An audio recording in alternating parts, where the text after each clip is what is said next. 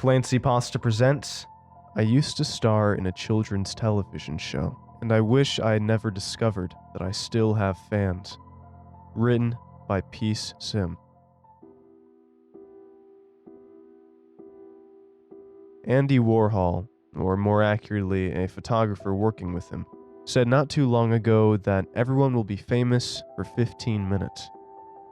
Centuries earlier, the expression 9 days wonder captured the same concept with a bit more optimism. I beat them both out. I was famous for 4 years. As prominent actors on children's shows go, that's not a bad run. I remind myself of this during the restless periods I spend checking my phone for a call from my agent as empty beer bottles pile up around me. You see, I starred in a kids' television show for 3 years called Lucien and the Lillicrank. It's a show that little kids love. Each episode would consist of me wearing a goofy black hat, an orange shirt, and a ridiculous dark purple cape, going on adventures with a computer-generated creature. I was Lucien, and the creature was Lillicrank.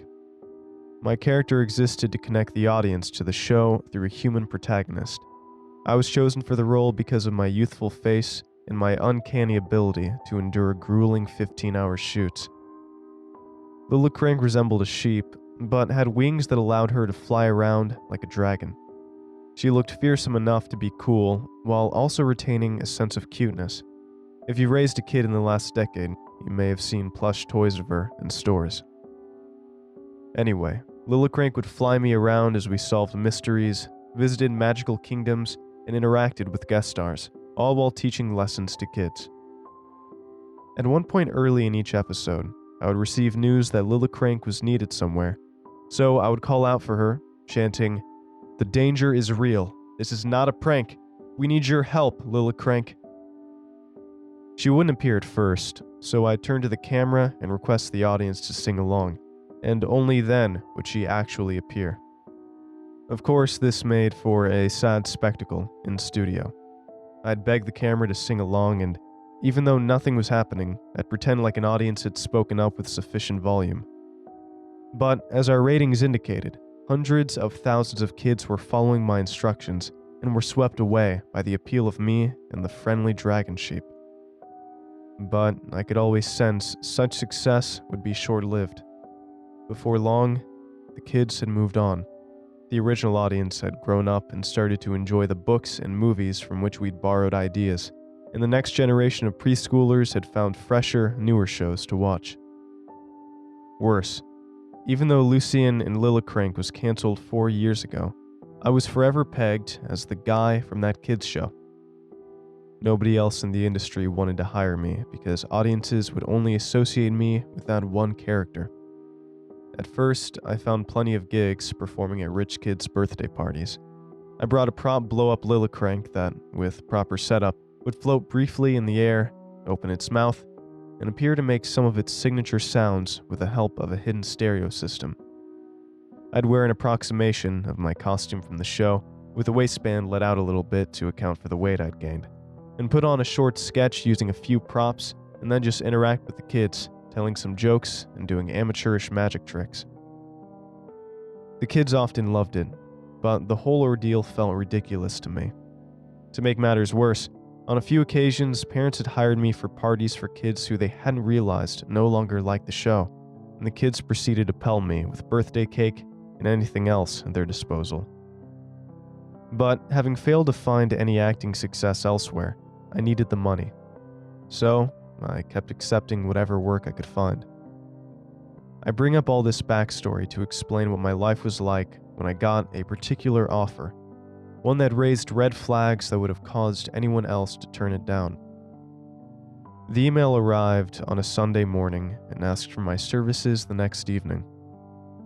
This was a bit odd, as most of my performances took place on weekend mornings or afternoons, and most offers were made well in advance of the date of performance. But I took little notice.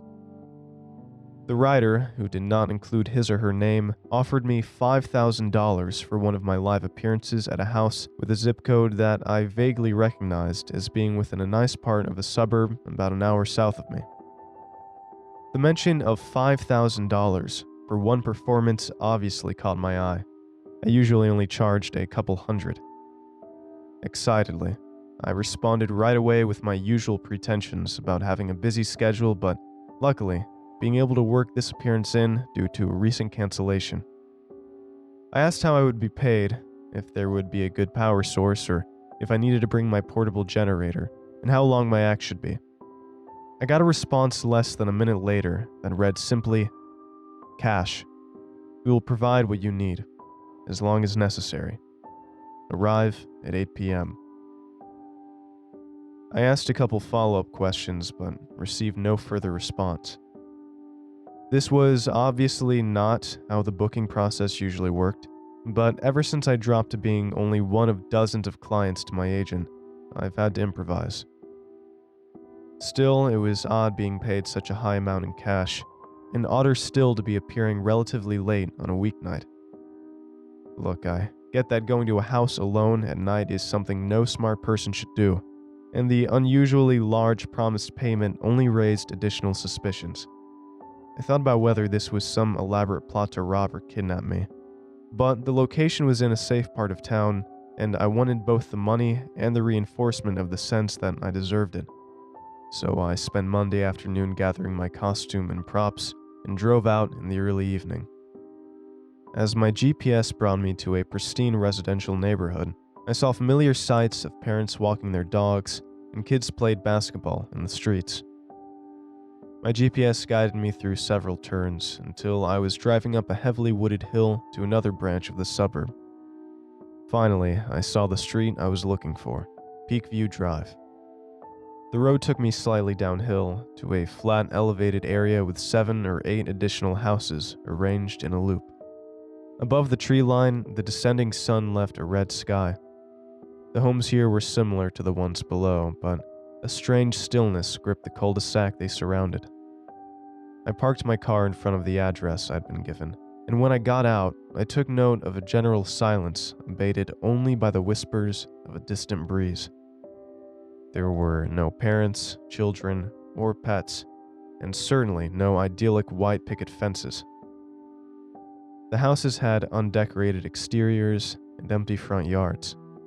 The missing cat poster added to the gloomy setting that started to put me in an ominous mood. I knew I had to fight against that.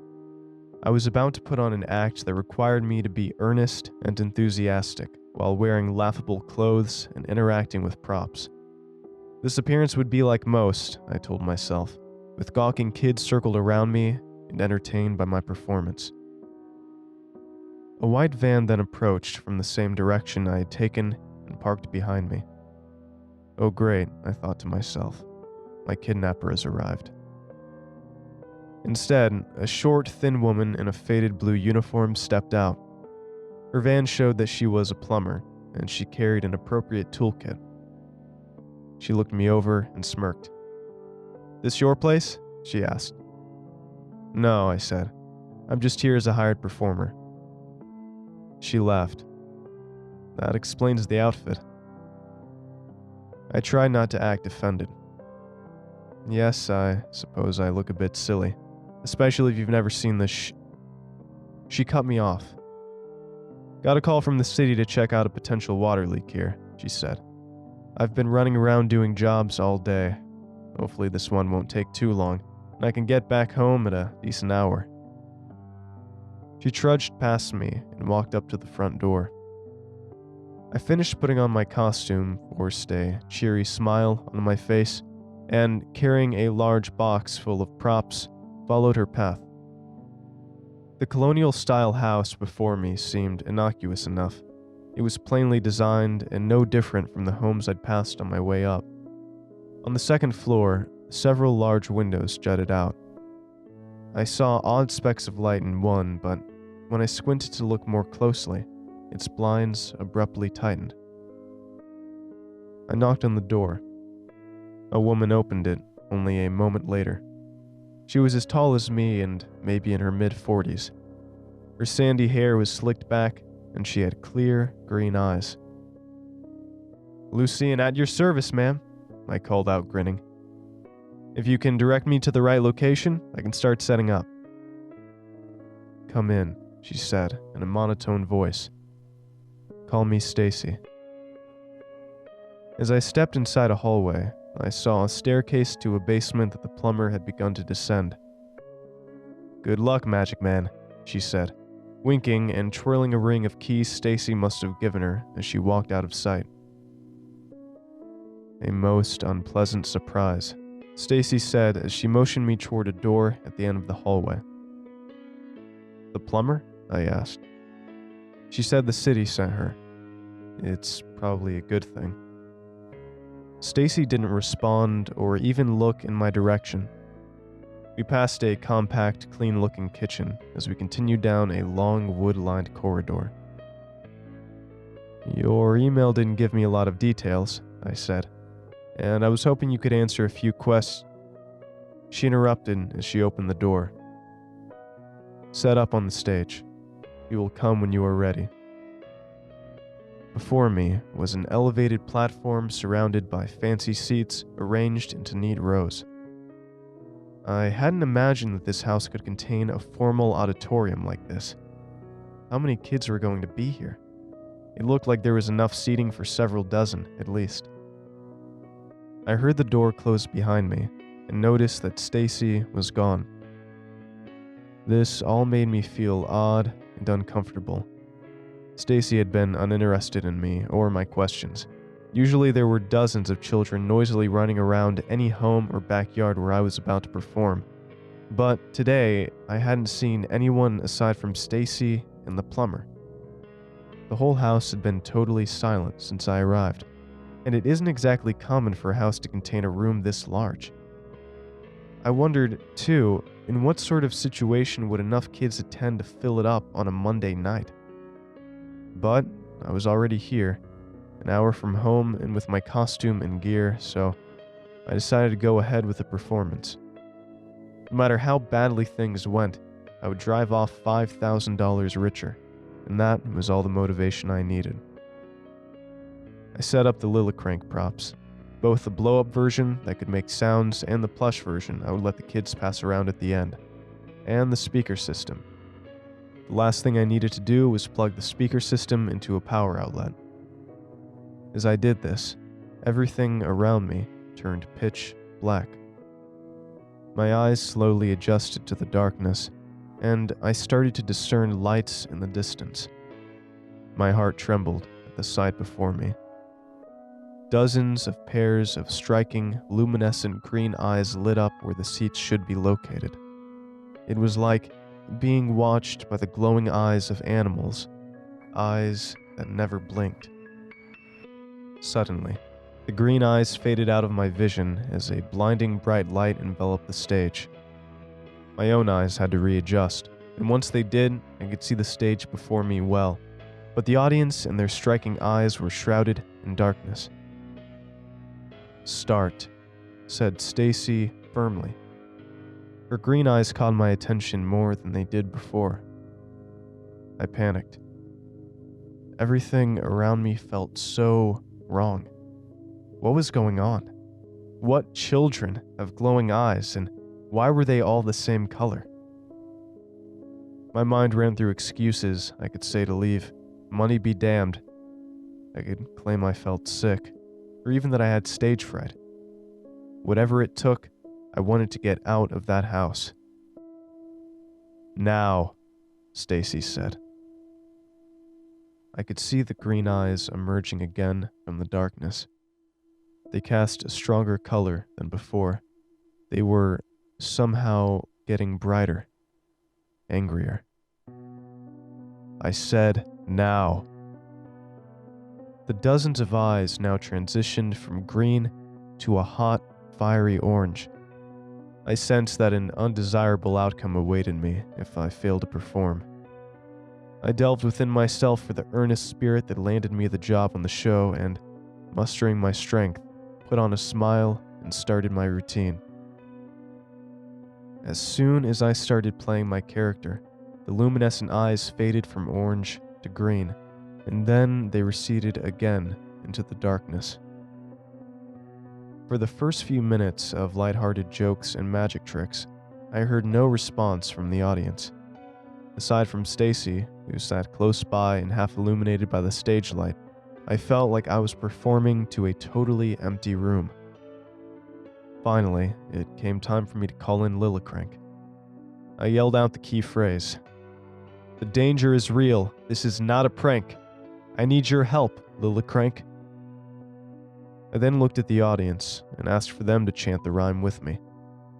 Usually the kids enjoyed this part of the act and enthusiastically joined in, but my call was met with total silence. Without a single voice joining me, I wasn't at all sure what to do or how to proceed. I froze. A moment passed. "Continue," said Stacy unsympathetically. I sensed unease in the eerily silent room.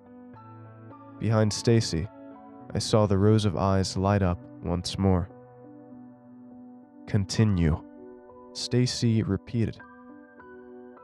I swallowed.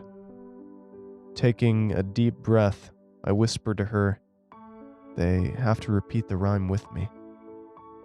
Stacy looked surprised. "Repeat the rhyme?" "Yes," I said. "Hadn't they seen the show?" "Oh, wait one moment," she said. She left my line of sight and entered the endless dark void that surrounded me. I felt sweat drip down my face. More and more sets of green eyes appeared, all over the room. Instead of dozens, there now seemed to be hundreds, yet I could hear no noise aside from the throbbing of my heart. Stacy returned to her seat. "Do it again," she said. "Say it, then ask them to join in." My eyes grew wide in disbelief. What was happening? What was Stacy doing in the darkness, and how long did this have to go on? "The danger is real. This is not a prank. I need your help, Lillicrank," I whimpered. Then I again instructed the audience to join me. A deafening wave of sound followed, as the thundering echo of 100 voices hollered back, "The danger is real. This is not a prank." They spoke mechanically and in perfect unison as they finished the chant. The utter joylessness of their collective voice disturbed me. It obviously sounded nothing like discordant voices of young fans of the show that I was used to hearing. I proceeded, tugging at a string I had set up and causing the inflatable Lillicrank prop to float on stage. Normally the little kids would laugh and delight at this, but naturally, all that greeted it now was uninterrupted silence. I pressed a button on a remote control hidden in my pocket that turned on the audio system. Gentle kids' music started playing, punctuated with some of Lillicrank's signature sounds. The glowing eyes again appeared, and I could tell that they were growing fiery once more. Maybe it was just my imagination, or maybe I was beginning to lose balance from nervousness, but I swear that I felt the stage surface shaking, as if the room itself was angry with me. "We don't like this," yelled Stacy. "Turn the music off. Turn it off." My shaking hands took hold of the remote and returned the room to silence, bringing about another sense of relative calm. What was happening? "Is there anything else we need to do?" asked Stacy, noticing my hesitation. "Should we laugh, clap, or chant again?" No," I responded. "Then continue," said Stacy. "Now." "Stacy, I have to stop," I stuttered. "I can't do this anymore." "Are you refusing to complete your performance?" Stacy asked, seemingly offended. My brain ran through every lie I could think of, trying to find one that would work. I need to get a drink of water," I said. That's it, I thought. I'll step outside for just a second, and then I'll get the hell out of here, never to return. They haven't paid me. It's not like I'll have stolen anything. I'll just leave and then I'll figure out what to do next." Stacy looked at me suspiciously. Then she stepped into the darkness. A moment later, a glimmer of light appeared down the center of the room, between the rows of seats, making out a path between the stage and the door. "This way," said Stacy, standing by the exit. "We are waiting." It took substantial effort to restrain myself from sprinting away. Instead, I walked slowly out of the room, trying my best to appear calm. Once I closed the door behind me, leaving Stacy and whatever else was in the mini auditorium out of sight, I saw no need to maintain the ruse. I sprinted to the front door and frantically pulled the handle. It was locked. I felt panic rush through my head. Sweat stained my orange shirt. I turned the lock again and again, clueless as to whatever else I could do. Then I remembered the plumber and the key set. Surely, if I found her, I could convince her to let me out of the house. I knew I had to move fast, lest the inhabitants of the auditorium come looking for me. So downstairs I went. The first room in the basement was large, clean, and mostly empty. At one end, I saw what looked like a small laundry room. Guessing that the plumber could be there, I flipped on a flickering light and looked inside, where I saw only a toolkit next to a dripping pipe by a washing machine. "Hello?" I said, trying to be loud enough that anyone in the basement could hear me, but not so loud as to alert anyone upstairs. Hearing no response, I walked to the only other door, one that I guessed would go to the area underneath the auditorium. What I found upon opening the door sent shockwaves through me. The first thing I saw was the plumber on the floor only a few feet away from me. More specifically, it was the top half of the plumber. Her figure from the waist down was nowhere to be seen. Red, web-like ooze covered her head and torso, and wherever the substance touched, her pale skin bubbled and disintegrated. I assumed she was dead, but suddenly her grimacing face looked up at me and attempted to scream, but all I could hear was a muffled, gargling sound.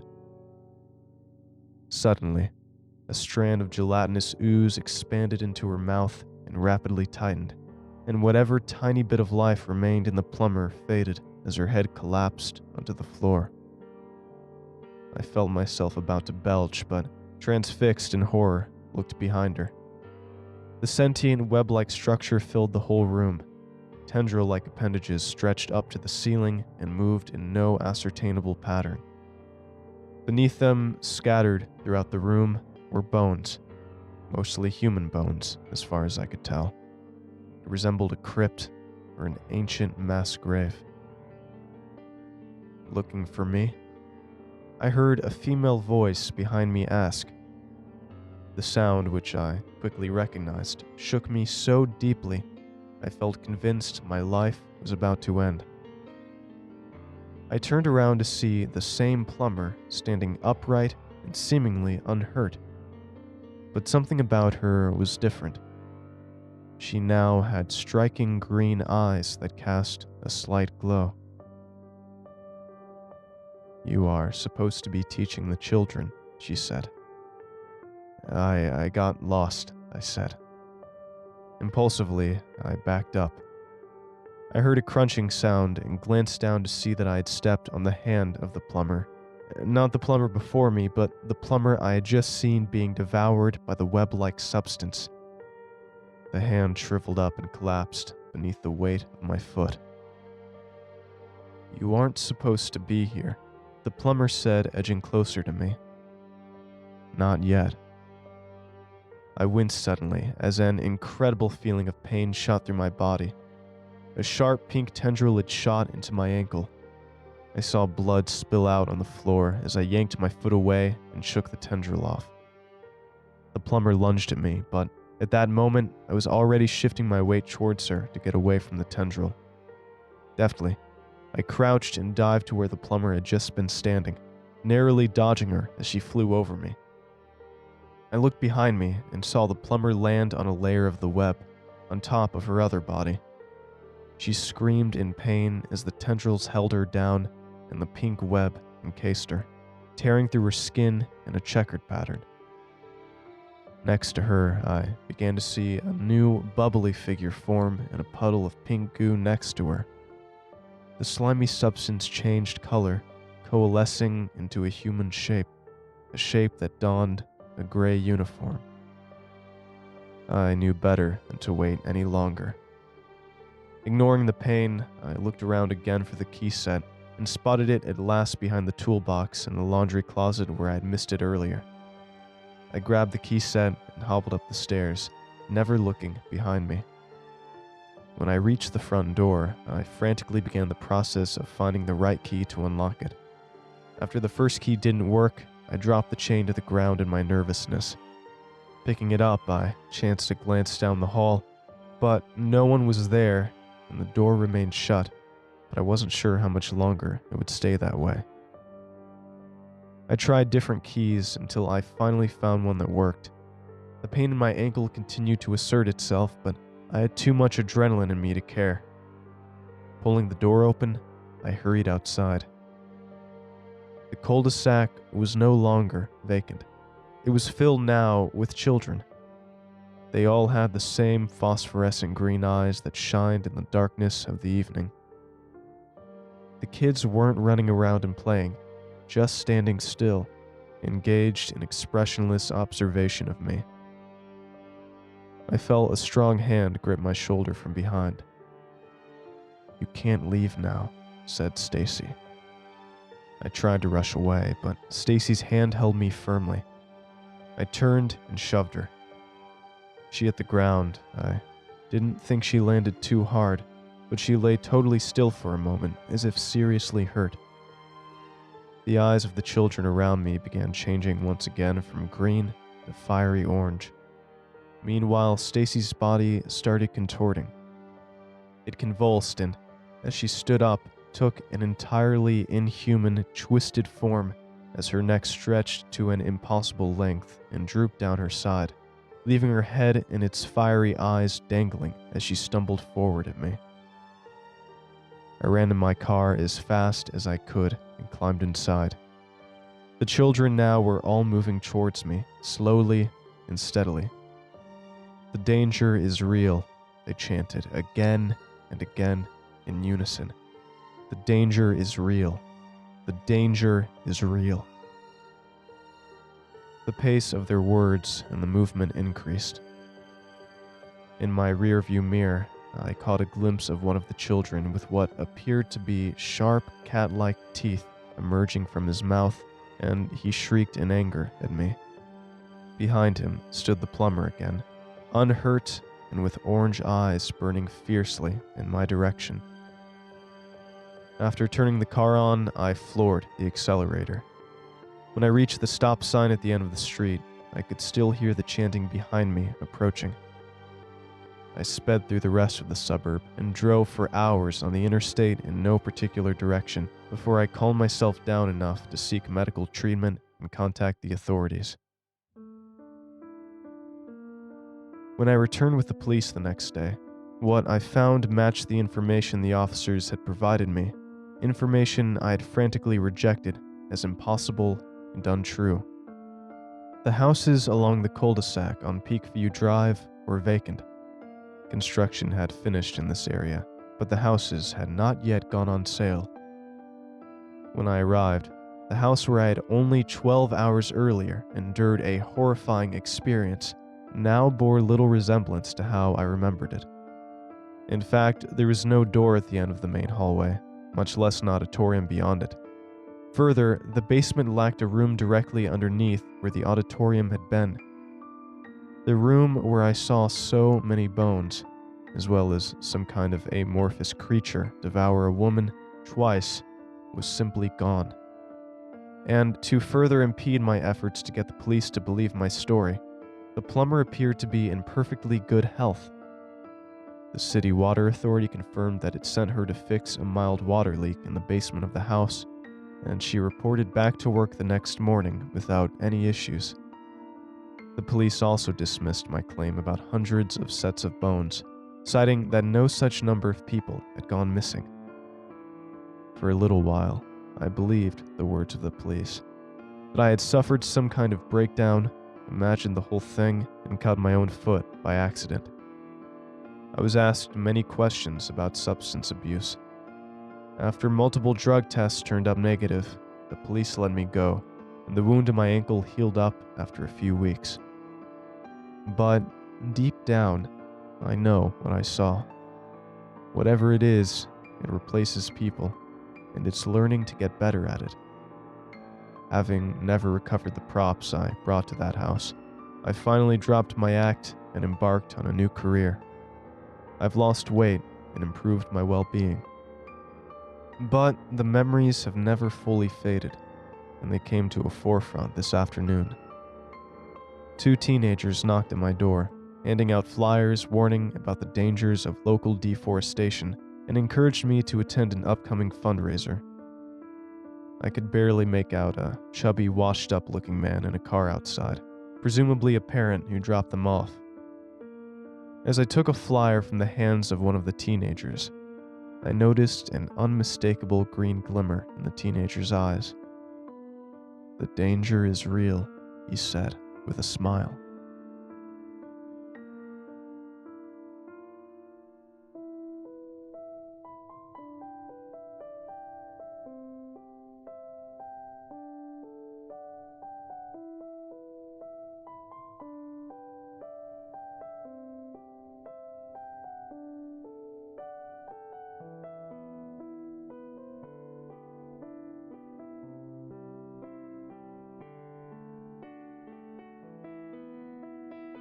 Thanks for watching, and I hope you enjoyed today's video. I want to give a huge thanks to all of my supporters over at Patreon and YouTube memberships. Your support makes these narrations possible, and I appreciate it a ton. If you'd like to join these lovely ghouls, you can head on over to my Patreon at patreon.com/clancypasta, or click the join button below to become a member. And if you'd like creepy cool shirts, make sure to head on over and check out my official merch store for some awesome tees, hoodies, stickers, and more. Alright. Thank you all for watching, and I hope you have a great night. Cheers.